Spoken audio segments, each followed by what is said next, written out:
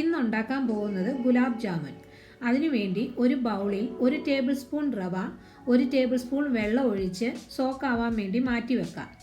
വേറൊരു ബൗളെടുത്ത് 1 കപ്പ് പാൽപ്പൊടിയും 1/2 ടീസ്പൂൺ ബേക്കിംഗ് പൗഡർ, 1 ടീസ്പൂൺ ഏലക്കാപ്പൊടി. ഏലക്കാപ്പൊടി ഓപ്ഷണലാണ്. ഇത് ചേർക്കാൻ നേരത്തെ ഒരു പ്രത്യേക രുചിയുണ്ട്. 1 ടേബിൾ സ്പൂൺ നെയ്യും ചേർത്ത് മാവിന് മയം വരാൻ വേണ്ടിയാണ്. ഉരുട്ടുമ്പോൾ പൊട്ടിപ്പോകാതിരിക്കാനും നല്ലതാണ്.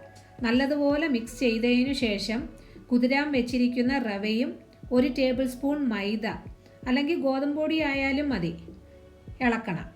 5 ടേബിൾ സ്പൂൺ പാലാണ് ഞാൻ എടുത്തു വെച്ചിരിക്കുന്നത്. അത് കുറേശ്ശെ ഒഴിച്ച് ചപ്പാത്തിക്ക് മാവ് കുഴയ്ക്കുന്നത് പോലെ കുഴച്ചെടുക്കാം. നല്ല കട്ടിയായി പോവരുത്. ഉരുട്ടുമ്പോൾ പൊട്ടലൊന്നും കാണരുത്. കുഴച്ചതിന് ശേഷം റെസ്റ്റ് ചെയ്യാൻ വേണ്ടി 15 മുതൽ 30 മിനിറ്റ് വരെ നമുക്ക് വയ്ക്കാം. പാൽ കുറച്ച് ബാലൻസ് വന്നിട്ടുണ്ട്. അത് പിന്നീട് വേണമെങ്കിൽ ഉപയോഗിക്കാം. ഓരോ പാൽപ്പൊടിയുടെ അനുസരിച്ചിരിക്കും അത്. അത് കഴിഞ്ഞ് നനഞ്ഞ ടവൽ വെച്ച് അടച്ചു വെക്കാം. പഞ്ചസാര പാനി ഉണ്ടാക്കുന്നതിന് വേണ്ടി ഒരു പാത്രത്തിൽ 1.5 കപ്പ് പഞ്ചസാരയും 1.5 കപ്പ് വെള്ളവും അത് അടുപ്പത്ത് വെച്ച് തീ കത്തിക്കാം. ഒന്ന് ഇളക്കി കൊടുക്കണം. അതിനുശേഷം ഒരു നുള്ളു കുങ്കുമപ്പൂ ഉണ്ടെങ്കിൽ ഇട്ടാൽ മതി.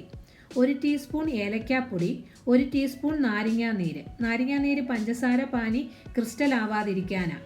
തിളച്ച് കഴിയുമ്പം തീ സിമ്മിലാക്കി ഇടണം. ഇപ്പം 15 മിനിറ്റായി. മാവ് ഇച്ചിരി ഡ്രൈ ആയിരുന്ന ബാലൻസ് ഉണ്ടായിരുന്ന പാലും ചേർത്ത് ഞാൻ കുഴച്ചെടുത്തതാണ്. ഇപ്പം 5 ടേബിൾ സ്പൂൺ പാലും ഉപയോഗിച്ചിട്ടുണ്ട്. എന്നിട്ട് എത്ര വലുപ്പം വേണമെന്ന് വെച്ചാൽ അതിനനുസരിച്ച് ഉരുട്ടിയെടുക്കാം. ഒത്തിരി വലുതാവരുത്. ഉള്ളു വെന്ത് കിട്ടാൻ പാടായിരിക്കും. പൊട്ടലും ഒന്നും ഉണ്ടാകരുത്. ഷുഗർ സിറപ്പ് തിളച്ച് ഇപ്പോൾ ഞാൻ കുറച്ചിട്ടിരിക്കുകയായത്.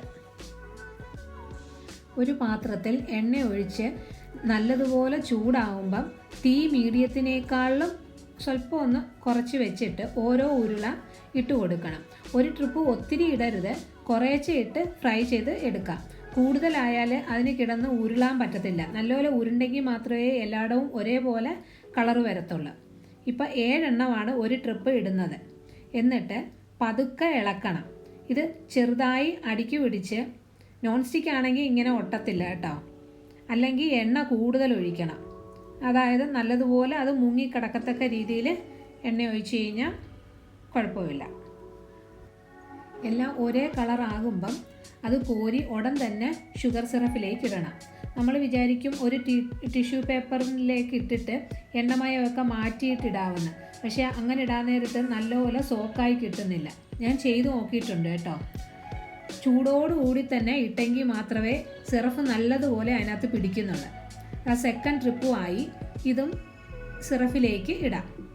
ഇത് ഞാൻ സാധാരണ ഒന്ന് തിളപ്പിച്ചതിന് ശേഷമേ തീ ഓഫ് ചെയ്യത്തുള്ളൂ. ഞാൻ അങ്ങനെയാണ് ചെയ്യുന്നത്. നിങ്ങളും ചെയ്ത് നോക്ക്. നേരത്തെ ചെയ്തിട്ടുണ്ടെങ്കിൽ ഡിഫറൻസ് അറിയാൻ പറ്റുമല്ലോ. 2 മണിക്കൂർ വരെ കുതിരാൻ വേണ്ടി വെക്കണം. ഇപ്പം 2 മണിക്കൂർ കഴിഞ്ഞ് നമുക്കൊരെണ്ണം എടുത്ത് മുറിച്ച് നോക്കാം. ഇതാ നോക്കിയേ, നല്ലതുപോലെ സോക്കായി കിട്ടിയിട്ടുണ്ട്. ഇതാ കാണുമ്പോൾ അറിയാമല്ലോ സിറപ്പ് നല്ലപോലെ അതിനകത്ത് കുതിർന്നിരിക്കുന്നത്. എല്ലാവരും ചെയ്തു നോക്കണം. ഇഷ്ടപ്പെടും. ഇഷ്ടപ്പെട്ടാൽ ലൈക്കും ഷെയറും ചെയ്യണം. സബ്സ്ക്രൈബ് ചെയ്തിട്ടില്ലെങ്കിൽ സബ്സ്ക്രൈബ് ചെയ്യാൻ മറക്കല്ലേ. Thank you.